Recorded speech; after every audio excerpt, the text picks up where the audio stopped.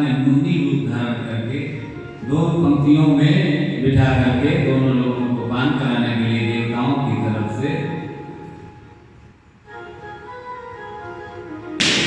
प्रारंभ किया। राक्षसों ने, दानवों ने विचार किया कि हमारी बारी जब तक आएगी तब तक वो अमृत समाप्त हो जाएगा, क्यों ना हम उस पंक्ति में बैठ जाएं। इस पंक्ति में आए, लेकिन सूर्य नारायण ने देख लिया, चंद्र नारायण ने देख लिया और भगवान को आंखों ही इशारा कर दिया। भगवान ने सुदर्शन से सिर को धड़ से अलग कर दिया। वही राहु और केतु बन गए, नवग्रह में उनको स्थान मिल गया। ब्रह्मा मुरारी त्रिपुरांतकारी भारवसति भूमिस्वोदच गुरुश्च शुक्रः संध्या वेदवः सर्वे ग्रहाः शान्तिकराः भवन्तु। इस प्रकार समुद्र का मंथन हुआ। उसके बाद सब प्रकार से बलि महाराज ने गायों का दूध दान किया।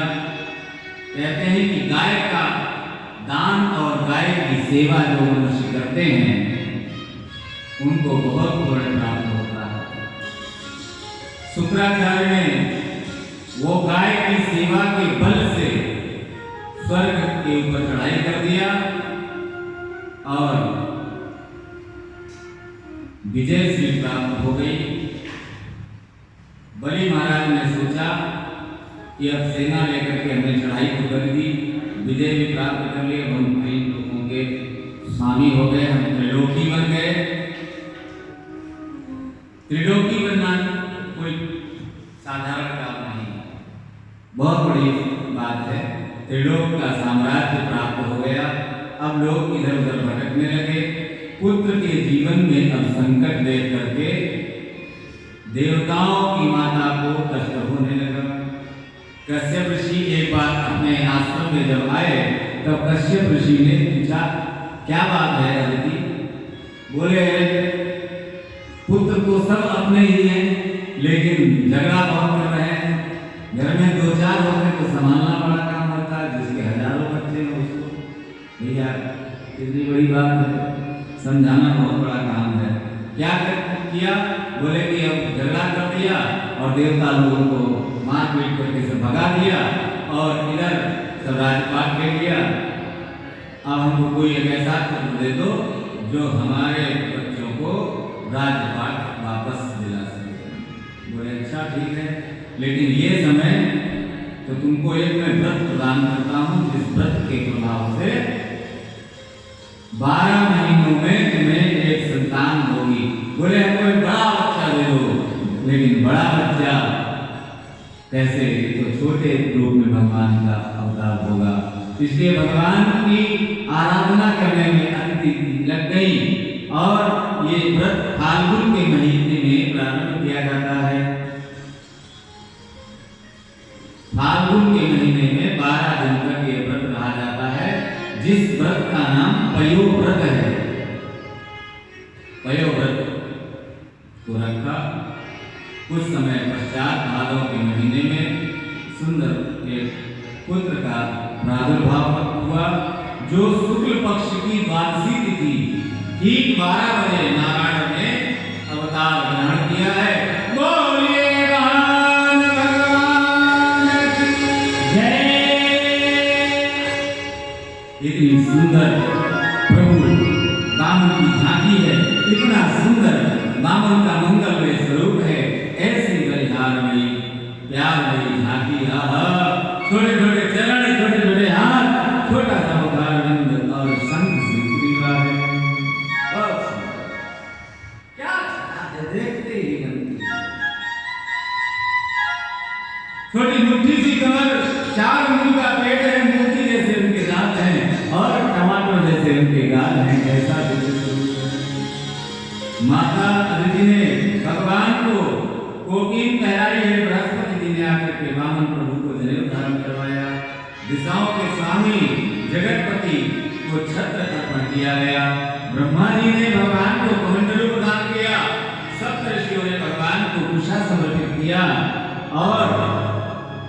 देवी ने शिक्षा प्रदान की और एक भिक्षा पात्र प्रदान किया। भिक्षा पात्र दे दिया और कहा कि अब आप भिक्षा लेकर के आओ। अब भिक्षा लेने के लिए जब भिक्षुक लोग चलते हैं ना अथवा विद्यार्थी लोग कहीं जाते हैं, पहले की वाली स्थिति है वो उस समय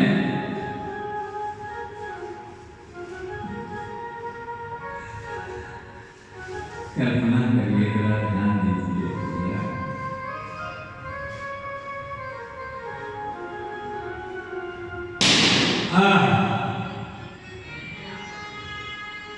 अब भगवान भिक्षा लेने के लिए चले तो वहां पर गोविंद का स्मरण करते हुए चलो चलो इतना ही बोल देते हैं।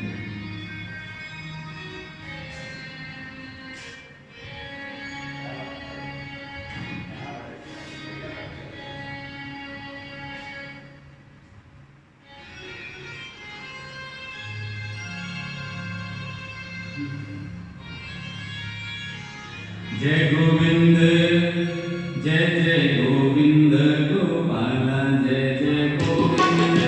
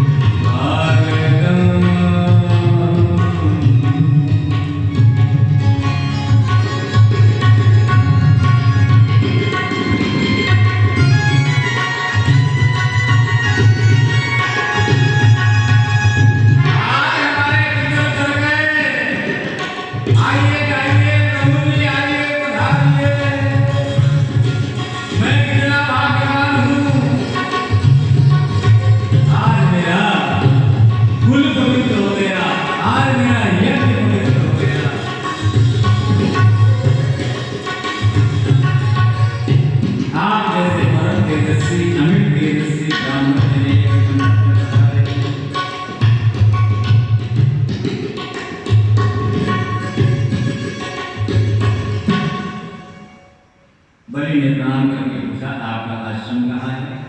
मैंने पूछा, आप कहाँ रहते हो? आपके माता पिता कौन है? बलि ने शुक्राचार्य की ओर इशारा किया, गुरुजी ये ब्रह्मचारी बोलते क्यों नहीं?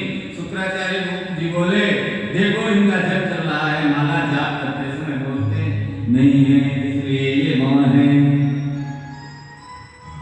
बलि का मन अति श्रद्धावान हो गया और चरणों में गिर करके प्रणाम किया। आपको क्या चाहिए? मैं आपके मुख से सुनना चाहता हूँ, मैं आपकी क्या सेवा करूँ? आपको गाय चाहिए तो मैं आपको गाय दे दूँ, आपको घर बनाना हो तो घर बनाने के लिए भूमि दे दूँ, आपको गौदान दे दूँ, सोने का महल बना करके आपको दे दूँ, यदि आपका विवाह नहीं हुआ हो तो आपका विवाह करा दूँ। सब प्रकार से बलि ने पूछा, लेकिन भगवान ने कहा कि हमको ज्यादा कुछ नहीं, क्योंकि ज्यादा मांगेंगे तो उसमें हम फंस जाएंगे।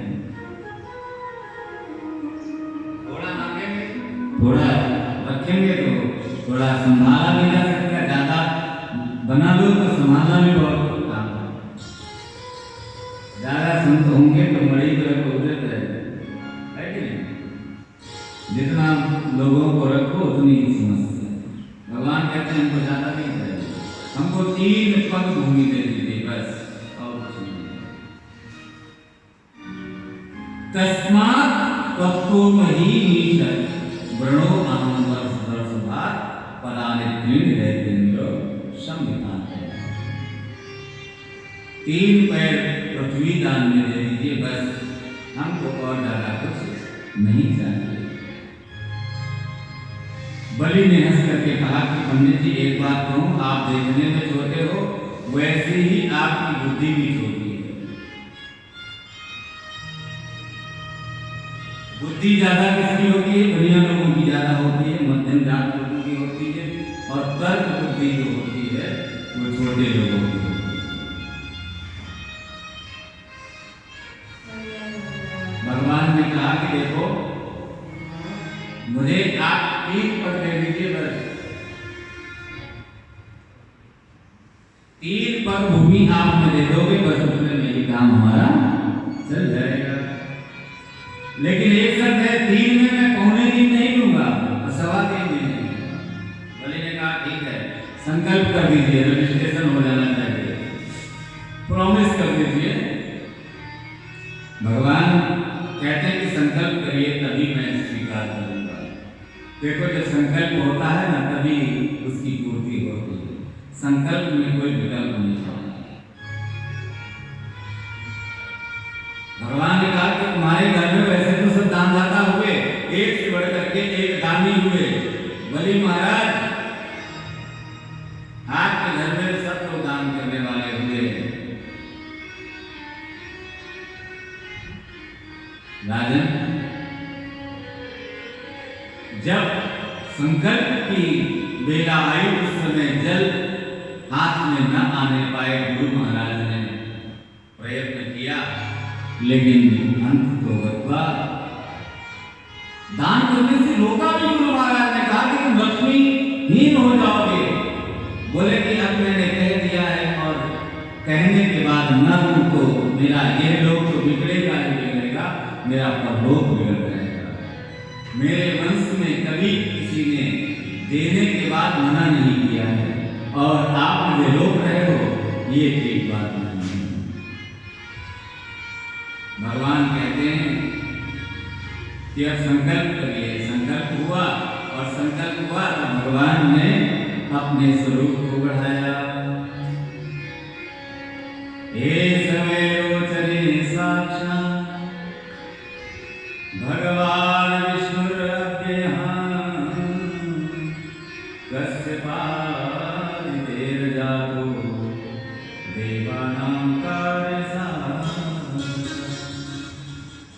क्योंकि भगवान ने देवताओं की सहायता के लिए ये अवतार लिया है।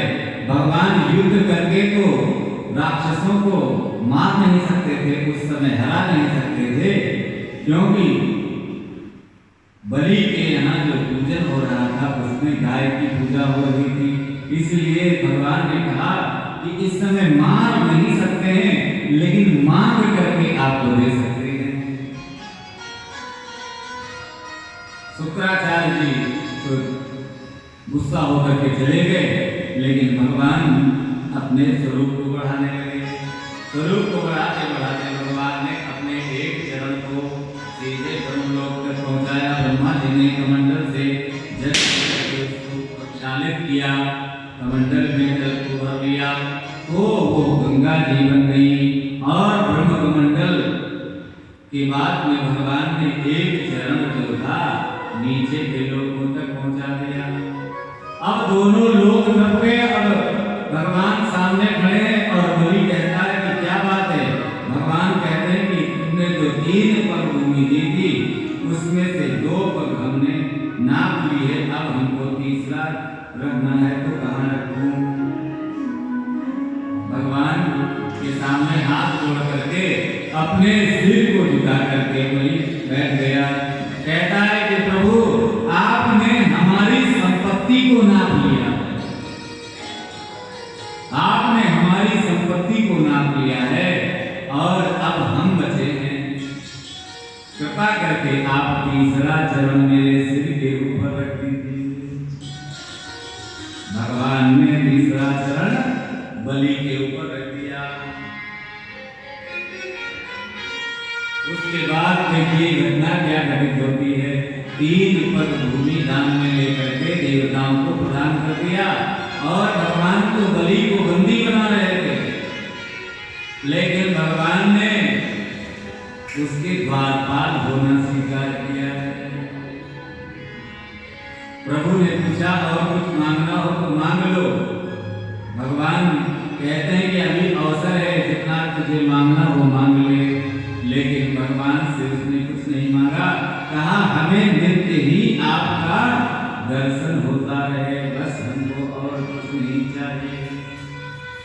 भगवान द्वारपाल बन गए।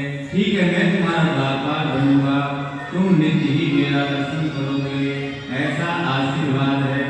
लक्ष्मी जी आई, नारायण रूप को भगवान को हैं उनको वैकुंठ में ले गई, वामन रूप। आज भी बलि के यहाँ घर पर विराजमान है। बोलो राधे राधे राधा रमण हरि बोल, जय जय राधा रमण हरि बोल।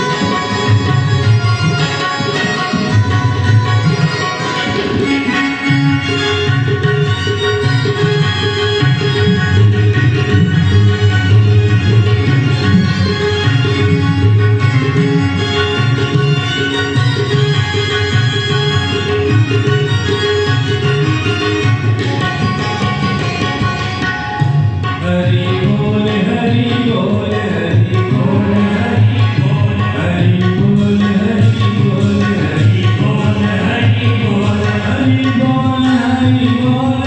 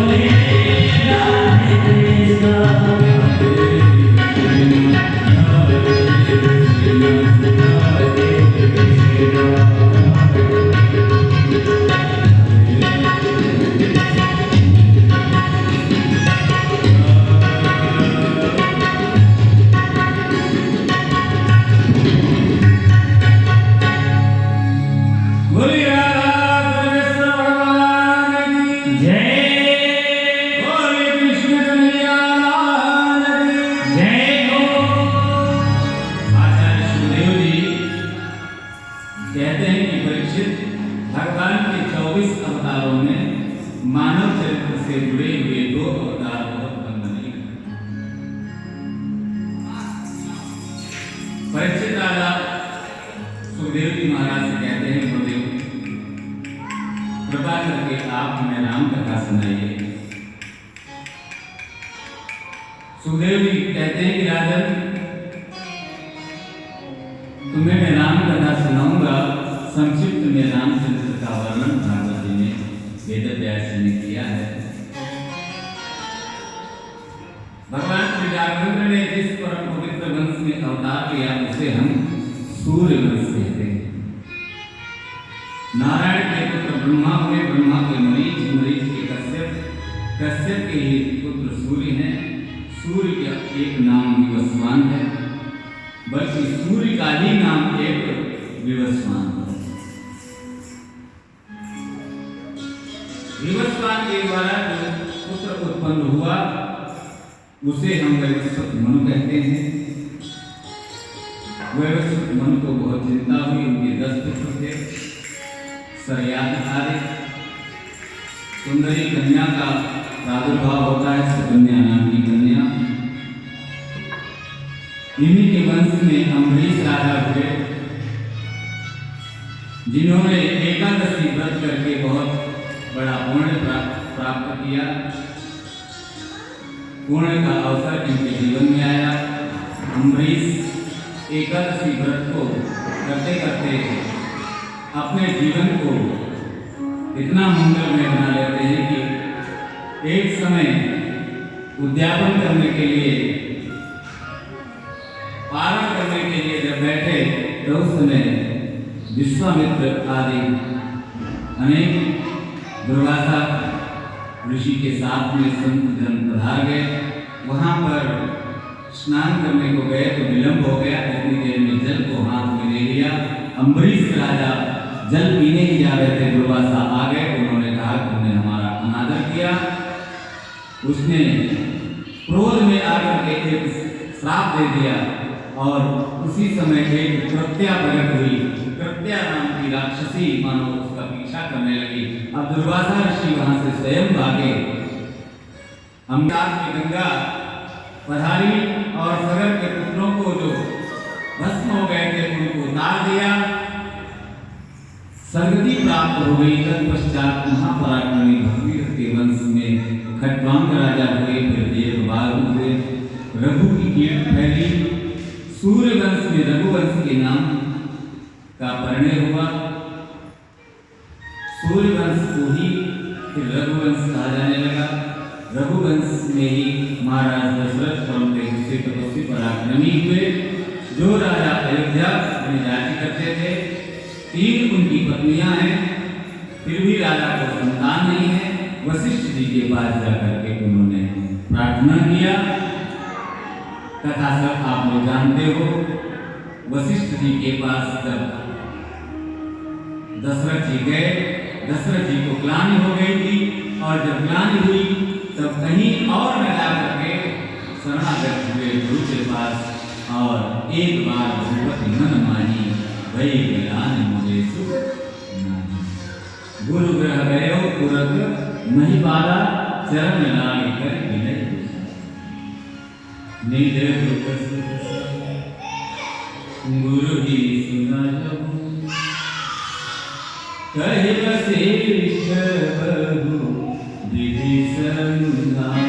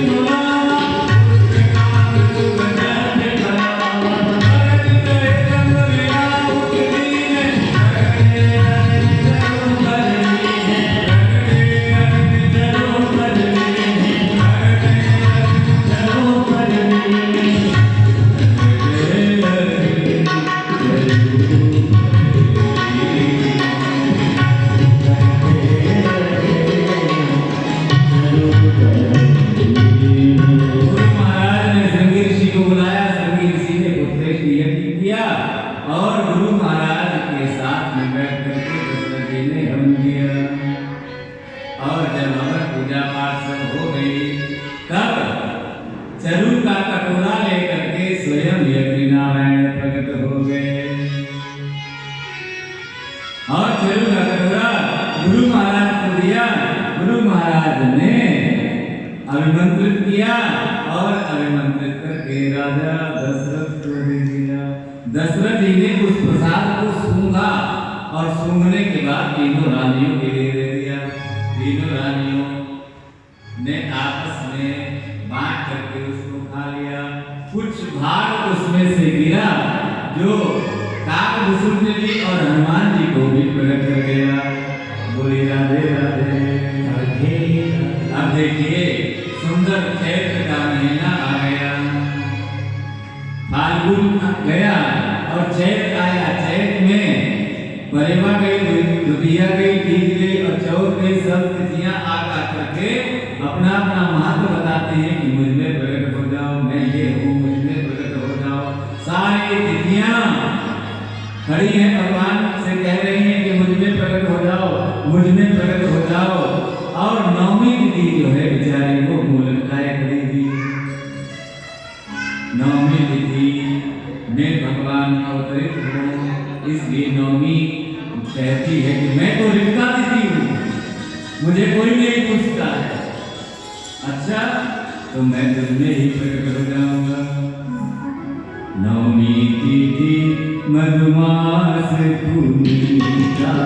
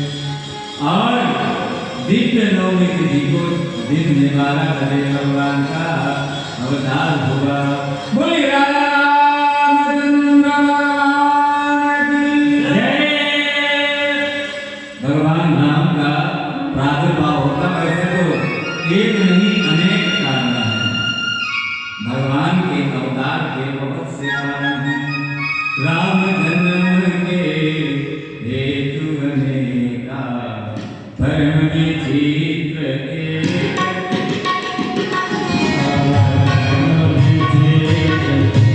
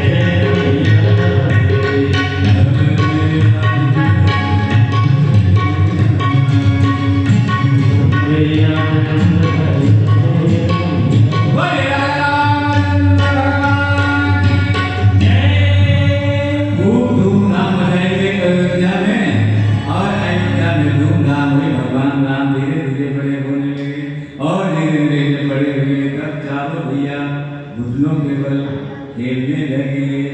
तुम चरण रामचंद्र भारत है जनिया, तुम चरण तो चलने लगे।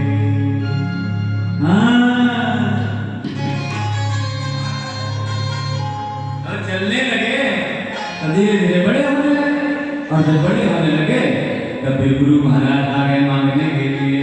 विश्वामित्र जी आ गए तुरंत मांगने के लिए कि राम और लक्ष्मण हमको दे दो।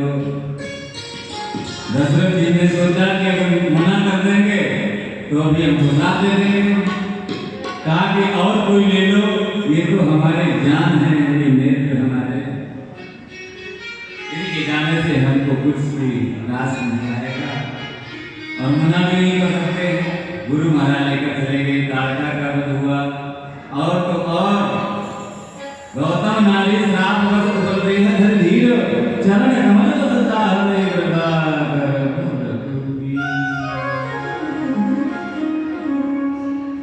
अहिल्या को भी उद्धार करके भगवान सीधे पहुंचे।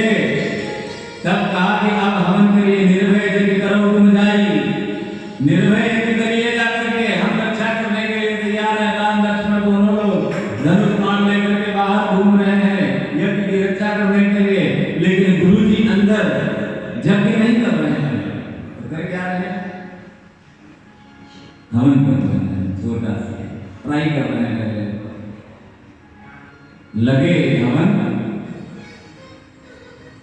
तुरंत झाड़ी पूरे झाड़ी हमारे कदम लागे वो तुरंत भगवान सोचा कि अरे हम कर रहे यज्ञ करने के लिए हमने कहा। फिर धीरे धीरे धीरे धीरे भगवान जनकपुरी में जाते हैं। जनकपुरी में भगवान का विवाह होता है। विवाह होकर के वापस आते हैं, चारों भाइयों का विवाह होता है और विवाह के पश्चात में राज्याभिषेक की तैयारी होती है। दूसरे दिन ही मंत्रा के द्वारा बुद्धि पलट दी कैकेयी की और कैकेयी ने वरदान में तुरंत 14 वर्ष का वनवास राम को और अपने पुत्र को टीका राज तिलक वरदान में मांग लिया। भगवान बन गए। सीता का हरण हुआ, खरदूषण का श्रृंगार हुआ। रावण को मारने के बाद भगवान पुष्पक पर बैठे और पुष्पक पर बैठ करके भगवान श्री राम वापस अवध में आए।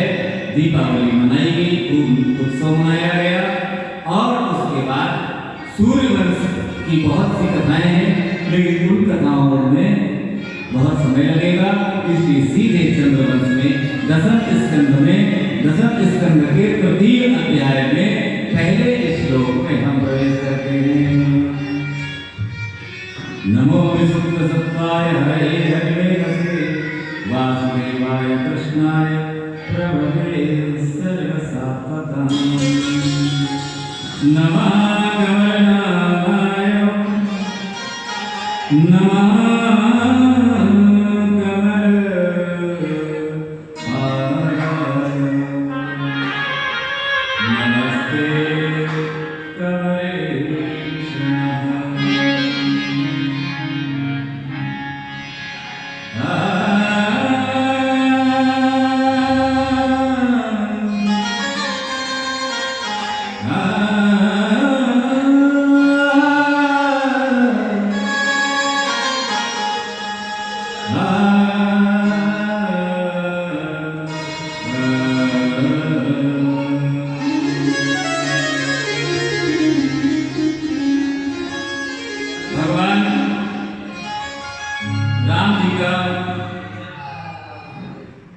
दिव्य राष्ट्र संस्कार करने के पश्चात में आदरणीय श्री सुखदेव जी महाराज से परीक्षित राजा ने प्रश्न कर दिया। कथितो वंश विस्तारो भवतां सोमसूर्यो राज्ञां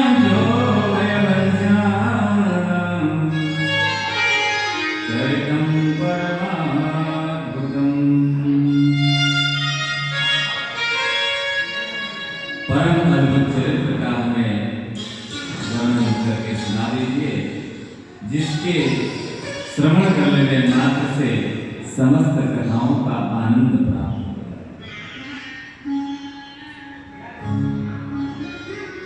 आदरणीय श्री सुखदेव जी महाराज कहते हैं कि राजन,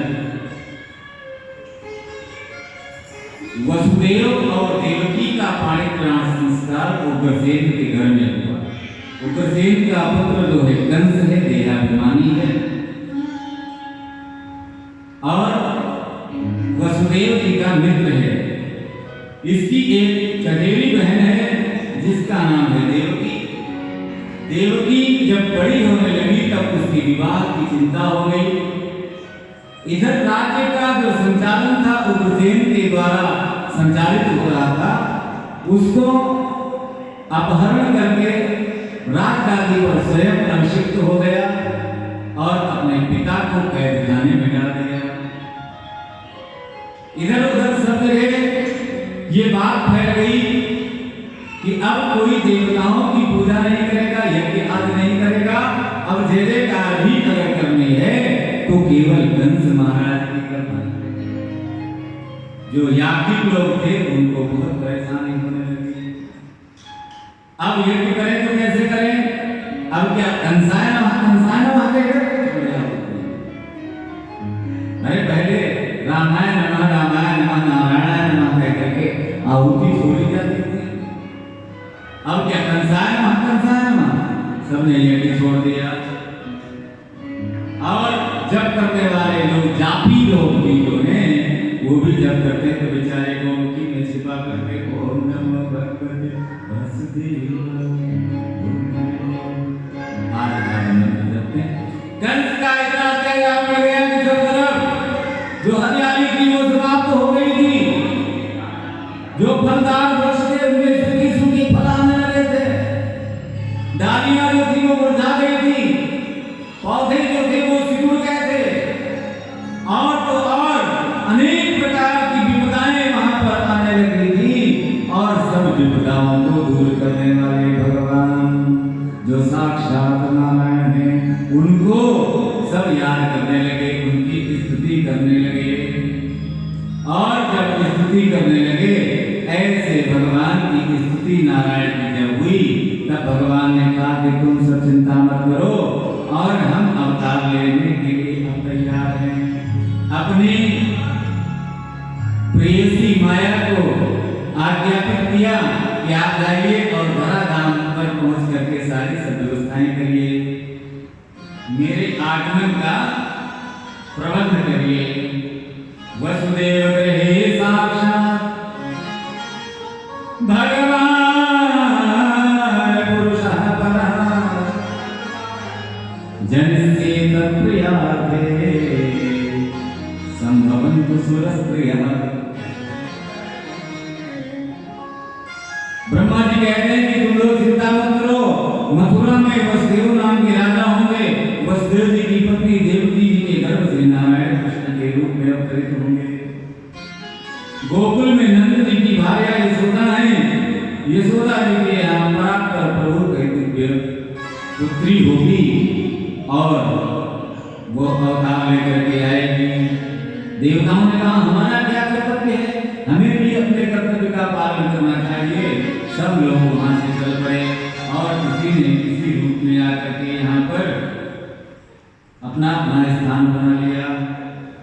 अब वहां पर कुछ राक्षस लोग भी आए जो अगासुर बकासुर ब्रह्मासुर अरुणासुर केसी धेनुकासुर आदि बन गए। उग्रसेन को कैद खाने में डाल रखा है ये आतताई ने, तो अब अलग अलग प्रकार से लोगों को और कष्ट देने लगा। यही वसुदेव जी के साथ में देवकी का विवाहोत्सव हुआ और बड़ी धूमधाम के साथ में कंस उसको विदा करने के लिए चलता है। आकाशवाणी हुई इसके 8वें गर्भ से तुम्हारी मृत्यु होगी। उसने खड्ग निकाला, खड्ग निकाल करके मारने का प्रयास किया, लेकिन वसुदेव जी ने पकड़ लिया कि एक तो अबला है और दूसरे तुम इसके भाई भी हो और तीसरे तुमने इसकी शादी की है तो तुम पिता भी हो और चौथे तुम हमारे मित्र भी हो और 5वें तुम बलशाली भी हो। और छठी बात बताया कहा कि बलशाली के साथ साथ तुम बुद्धिमान भी हो। सातवीं बात वसुदेव जी कहते हैं कंस से कि तुमको इसकी 8वीं संतान से कष्ट है ना, जो संतान होगी हम तुमको दे देंगे, बस तुम तो सत्य के प्रतीक हो, इसलिए हम तुम्हारी बात के ऊपर पूरा भरोसा करते हैं। कैद खाने में डाल दिया और कैद खाने में देखिए भगवान को कितना कष्ट मिला, हमको आपको थोड़ा सा कष्ट मिल जाता है, अरे राम राम ये जीना जीना नहीं है, कहते हैं ना राहुल भैया। देखो भगवान कष्ट में कितना है, बेचारे अभी पैदा नहीं हुए माता पिता कैद खाने में पड़े हैं। कभी सोचना जा करके जब बेड पर लेटना मोबाइल चलाते चलाते तब सोचना कि माता पिता को जन्म लेने के पहले ही कितना कष्ट, भगवान ने अभी जन्म अवतार लिया नहीं और कैद खाने में माता पिता पहले पहुंच गए बंदी बन करके। अब जब बंदी बन करके वो कैद खाने में पहुंच ही गए हैं तब उनके जीवन के आनंद के बगिया में एक पहला पुष्प प्रकट हुआ, कीर्तिमंतम। अब उनके पहला जब हुआ कीर्तिमान, कंस को पता चला और वसुदेव जी लेकर के चल पड़े। वसुदेव जी ने ले जाकर के पहला पुष्प कंस को दिया। कंस ने देखा अच्छा ठीक है, ये तो पहला है, हमको तो मारने वाला जो पैदा होगा वो 8वां होगा, कह करके छोड़ दिया। वसुदेव जी आए, बहुत लाल गुलाल पड़ा और अपनी पत्नी के हवाले कर दिया, लो अरे मेरे भैया इतने अच्छे हैं, मेरे भाई बहुत अच्छे हैं। अब भाई कसाई कितना बड़ा है जरा देखना। नारद जी आए, नारद जी बीड़ा बजाते हुए आए और गुरु जी करके कंस ने बिठाया, कहा तुम भोजन कर लीजिए, जलपान कर लीजिए। बोले जलपान नहीं, मैं तो आपको आगाह करने आया हूं, आपको ये अवगत कराना है कि देवता लोग बहुत चालू हैं। और एक फूल लिया, फूल लेकर के उसमें 8 पंखुड़ियां गिनाई और कहा इसमें बताइए पहली कौन है और 8वीं कौन है। अब जिसके ऊपर वो उंगली रखता वही पहली और जिसके ऊपर रखता वही 8वीं हो जाती।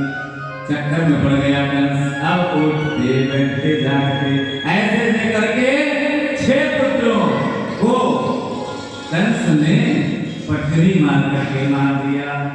6 बालक जिसके मार दिए गए हो वो माँ अब बच्चा कैसे पैदा करना चाहिए, वो तो बच्चे को पैदा करने का मन ही बदल चुकी है कि अब नहीं चाहिए। हमारे जितने बच्चे होते हैं सब चले जाते हैं। बहुत दुखी हो गई माँ, बहुत दुखी हुई। और तो और बेड़ियां हथकड़ियां जो पड़ी हुई हैं, कहते हैं कि दोनों दूर दूर बंधे हुए लेकिन घिसट करके उनके पास पहुंचते हैं, सिकल करके और एक दूसरे को गले लग करके अश्रुपात, कंठ अवरुद्ध हो जाता है। देव की मां को सांत्वना देते हुए उस देव जी कहते हैं कि देवी धैर्य रखो, आपत्काल पर रखिए जारी, धीरज धर्म मित्र अर नारी। यही संदेश है, धैर्य रखो देवी, धैर्य रखो, प्रभु सब ठीक करेंगे, प्रभु के ऊपर भरोसा रखो, नारायण सब ठीक कर देंगे, चिंता मत करो। 7वां गर्भ आया, भगवान ने आज्ञा दिया योग माया को कि गर्भ में जो प्रतिष्ठित बालक है उसका संकर्षण करके रोहिणी के गर्भ में प्रतिष्ठित करो। इधर 7वां जब नहीं हुआ तब लोगों में हल्ला मच गया कि 7वां गर्भ गिर गया, 7वां गर्भ गिर गया। अब माता तो दुखी है, पिता भी दुखी है, परिवार भी दुखी है। कंस को बड़ा आनंद आ रहा है, बहुत सुखी हो गया वो कि मेरा काल आते ही मेरे घर से ही मर गया, पैदा ही नहीं हुआ, मेरे घर से मेरा इतना बड़ा बल है जिस बल के कारण ये खत्म हो गया, समाप्त हो गया, इसकी डेड बॉडी हो गई।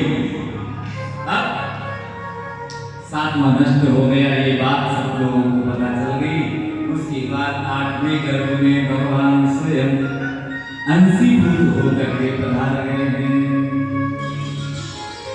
अब अंशीभूत होकर के जब आ ही गए हैं, तब कितना सुंदर वातावरण है। महर्षि वेदव्यास जी लिखते हैं, श्री सुतोवाच अथ सर्वगुणो भेदः कालः परमसो वनः यदेवाच जन्मरक्षम् शान्तरक्षगृह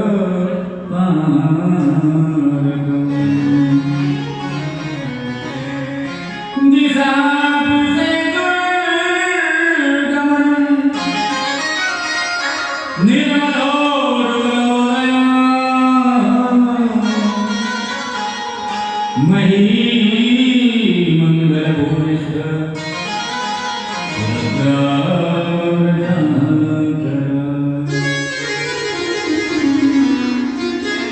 नद्यः प्रसन्न सलीला नद्यः प्रसन्न सलीला प्रजाजलरुआसया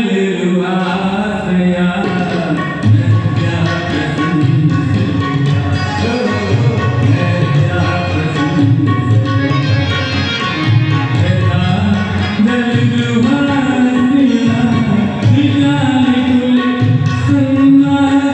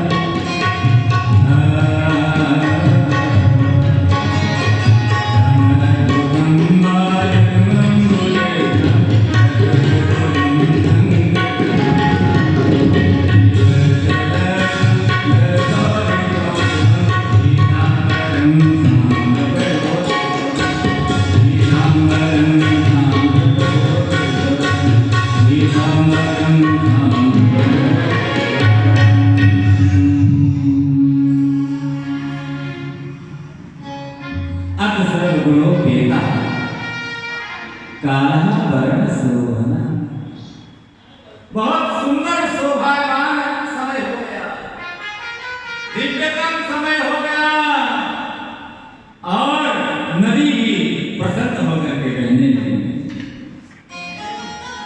जो अग्निकुंड बुझ गए थे वो स्वयं प्रज्वलित हो गए। सुंदर धीरे धीरे बरसात होने लगी, मंद मंद जलधारा बह रही है। निशीत काल है, रात्रि का समय है और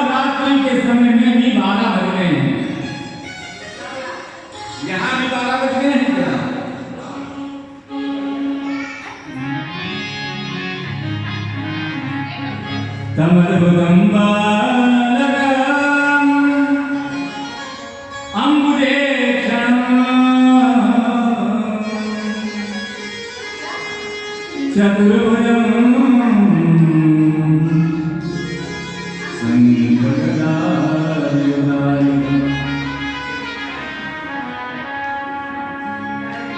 भगवान पहले तो वसुदेव और देवकी के मन में पधारे।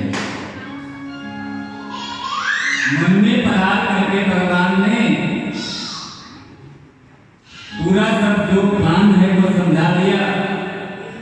वसुदेव जी कहते हैं केवला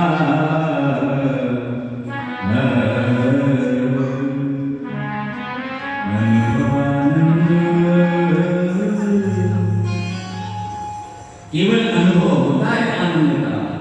लेना चाहो तो ले लो, न लेना चाहो तो भैया आनंद तो आनंद है। बोल राधे राधे। हाँ, भगवान आए चतुर्भुज रूप में, बहुत सुंदर परम अद्भुतम कथितो वंश विस्तारो भगवान सोम सूर्ययो राज्ञां चोभे दर्शयानां चरितम परमाद्भुतम परम अद्भुतम चरितम। देखिए दसम स्कंद जब प्रारंभ हुआ तब का अक्षर से प्रारंभ हुआ, का अक्षर से। और दसम स्कंद में 90 अध्याय हैं। 90 अध्याय में अंतिम अध्याय के अंतिम श्लोक का अंतिम अक्षर जो है वो था। पहला क्या है? का है, और अंत में क्या है? था है। देखिएगा यही कथा है, यही कथा है। कथितो वंश विस्तारो भवतां सोम सूर्ययो राज्ञां चोभय वंशानां चरितं परमाद्भुतम्। उस परम अद्भुत चरित्र को हम सुनना चाहते हैं। यही तो इच्छा प्रकट किया परीक्षित ने। इसीलिए भगवान वसुदेव के मन में प्रकट होकर के उस परम अद्भुत छवि का दर्शन किया। यदि तो भगवान साक्षात् पुरुषा प्रकटे परा केवलानंद स्वरूपः सर्वभूतिः। बुद्धि के पकड़ में जो ना आए ऐसा स्वरूप। कितना भी आप सुंदर हो लेकिन ठाकुर से बढ़कर के कोई सुंदर नहीं है।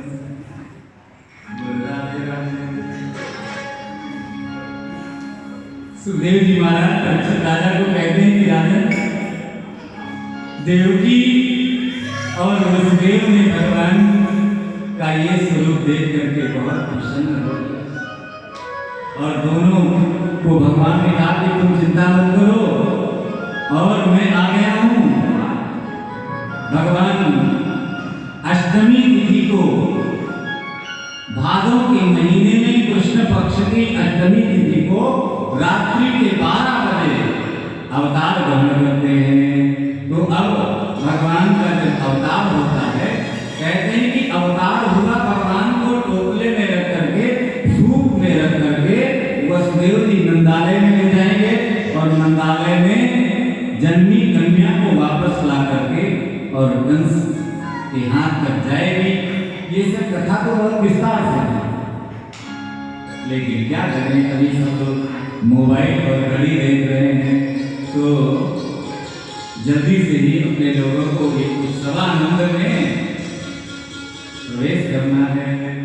तो सीधे से अपने लोग चलते हैं। भगवान का प्राकट्य हुआ, बेड़ी हथकड़ियां सब खुल गई और उसके बाद भगवान को टोपले में रख करके वसुदेव जी यमुना के पुलिन के पास पहुंचे। यमुना जी बढ़ गई, जल की वृष्टि होने लगी। शेषनाग ने फण के ऊपर भूतों को रोका और धीरे धीरे आगे बढ़ रहे हैं। वसुदेव जी के ऊपर भगवान विराजमान है, और जिसके ऊपर भगवान विराजमान है ये आंधी तूफान बवंडर क्या कर पाएगा, बवाल क्या कर पाएगा। सबको सही करने वाले हमारे ठाकुर जी भगवान का चरण वंदन करना चाहते हैं यमुना, क्योंकि चतुर्थ प्रिया हैं भगवान की, चतुर्थ प्रिया हैं यमुना जी, इसलिए यमुना जी बढ़ती चली जा रही। भगवान बलीवन कहते हैं यमुना ये ससुर जी है तुम्हारे, जरा ध्यान रखना, घुटनों तक आई हो ठीक है, कमर तक आई हो ठीक है, लेकिन अब नाक तक मत आना। यमुना ने इशारे में कहा भगवान से कि आपके चरण का स्पर्श हो जाए हम लाइन पे आ जाएंगे। बोले ठीक है। अब पत्नी को लाइन में लाने के लिए क्या रास्ता है, भगवान ने चरण अपना नीचे झुकाया भाई, ये अब चरण जैसे ही स्पर्श होगा वैसे ही घुटनों के बल आ गई। अब यमुना जी ने मार्ग दे दिया और वसुदेव जी पहुंचे नंदालय में। जन्मी कन्या योग माया उसके पास में, यशोदा जी के पास में अपने प्राण धन को रखा। कन्हैया कौन है, प्राण धन। अपना बच्चा कौन होता है, अपना बच्चा सबका प्राण धन है, अपना बच्चा सबका कन्हैया। अपने बच्चे को सब संभालते हैं। आप देखो अपने बच्चे को रखते रखते वसुदेव जी की आंखों में आंसू आए होंगे कि नहीं। कथा अगर इस प्रकार से सुनी जाए, समझी जाए तो बहुत बड़ा असर है। गाय बजाए चल दिए कृष्ण हो गया ना, बहुत धर्म से। आज वसुदेव जी जब भगवान को वहां पधरा रहे हैं तो उनके आंखों से, नेत्रों से जल प्रवाहित हो गया और जन्मी कन्या जो थी उसको रखा, वापस आए। जब लेकर के गए तब ब्रह्म साथ में था, बंधन से मुक्त हो गए थे, और जब वापस आए तब फिर बंधन में पड़ गए, लेडियां करना पड़ गई, दरवाजे बंद हो गए। सैनिक लोग जो सो रहे थे वो जग गए, जोर जोर से बच्चे की रोने की आवाज आने लगी। कंस रात्रि में ही दौड़ करके आया और आकर के कैद खाने के दरवाजे खुलवाए और कन्या जो जन्मी है उसको लिया और लेकर के सीधे पटकना चाहा, लेकिन हाथ से छूट करके अष्टभुजी दुर्गा के रूप में प्रसिद्ध हो गई। वैष्णव मैया की जय। अब देखो कंस को यही छोड़ना पड़ेगा। अब अपने लोग चलते हैं सीधे नंद भवन में। नंद भवन में भोर सुबह हुई। नंदा और सुनंदा दो बहनें हैं नंद जी की, दोनों बहनें आई हुई हैं। भाभी को बच्चा होने वाला होता है तो नंद जी पहुंच जाते हैं कि कुछ न कुछ मिलेगा।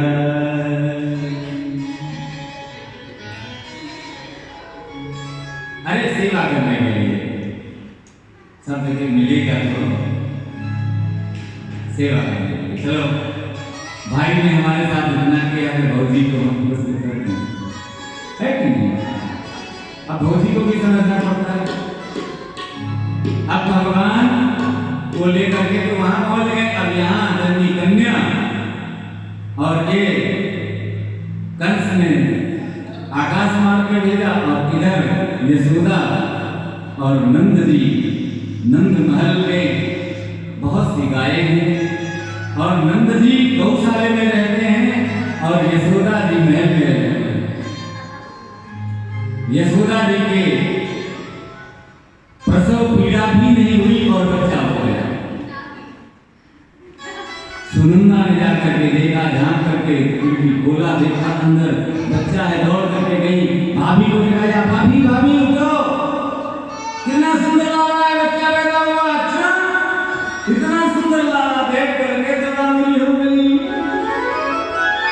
और नाचने लगी और नाचती गाती हुई दौड़ती हुई बाबा नंद के पास गई और कहा, बाबा बाबा भैया, हाँ क्या बात है बाबा जी, अरे आप ऐसे बैठे हो? बोले और कैसे बैठे?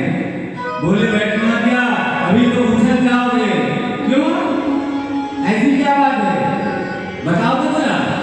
ऐसे नहीं बताऊंगी, जो सुंदर माला आपने धारण कर रखी है ये हमको दे दीजिए। तुरंत उतारा माला और ले लिया, ये लो माला।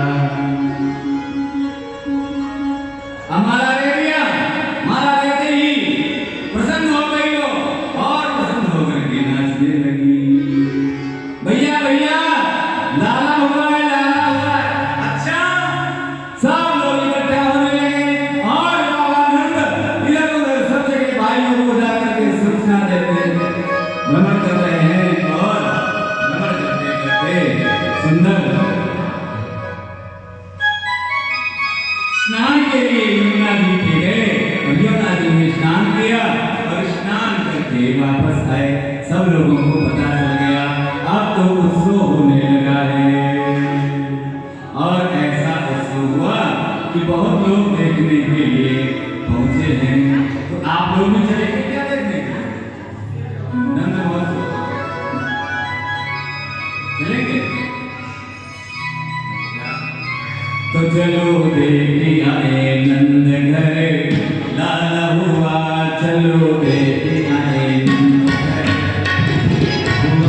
चलो देख आए नंद घर लाला हुआ, चलो बंसी के कुल का उजाला हुआ, चलो बंसी के कुल का उजाला हुआ, चलो देख आए नंद घर,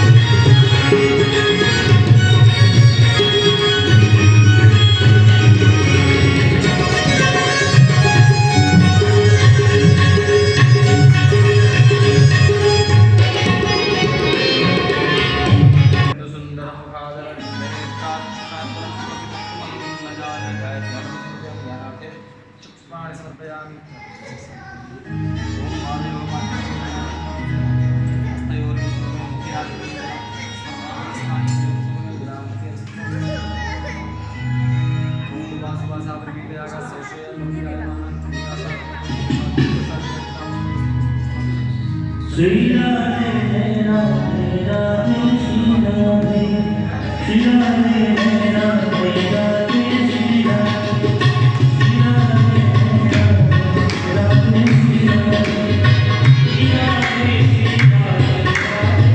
Radhe